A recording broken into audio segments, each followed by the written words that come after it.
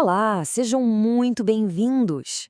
Sabe, quando a gente abre a Bíblia em Gênesis capítulo 5, a primeira impressão pode ser de que é só uma longa lista de nomes e idades, né?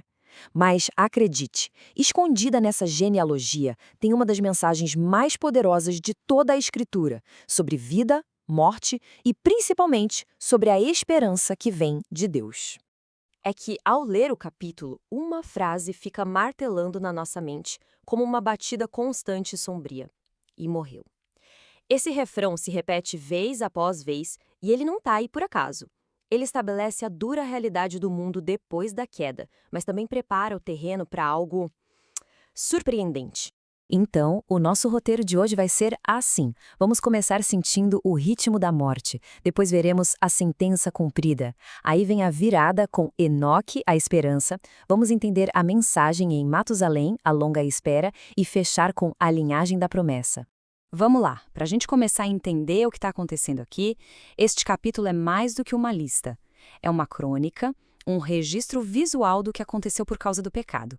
É a sentença que Deus deu lá no Jardim do Éden, sendo executada geração após geração. A mortalidade, ou seja, essa condição de estar sujeita à morte, se torna a nova regra do jogo. Teologicamente falando, é a consequência física e direta do pecado no mundo. A morte não fazia parte do plano original de Deus, mas a partir daqui se torna uma realidade inescapável para a humanidade. E como é que a gente vê essa sentença se desenrolando? A genealogia funciona como um registro implacável, mostrando o reinado da mortalidade sobre todos os descendentes de Adão. Olha só essa tabela, a gente vê Adão, que viveu 930 anos, Jared, 962 anos. Eram vidas muito longas. Mas repare na última coluna. Não importa quanto tempo viveram, o resultado é sempre o mesmo. Morreu. Essa repetição é proposital, é para a gente sentir o peso esmagador dessa nova realidade. Mas aí, bem no meio dessa lista que parece não ter fim, a narrativa dá uma pausa. O padrão está prestes a ser quebrado de um jeito espetacular.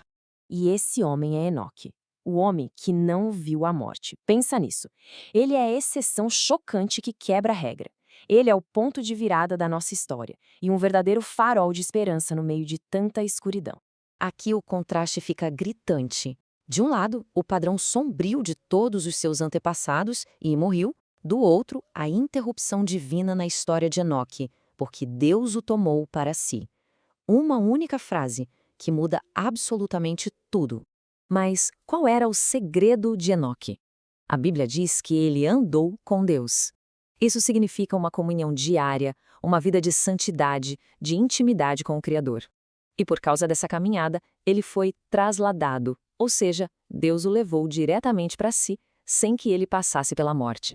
Na teologia, esse evento é visto como um tipo, uma prévia do arrebatamento da igreja.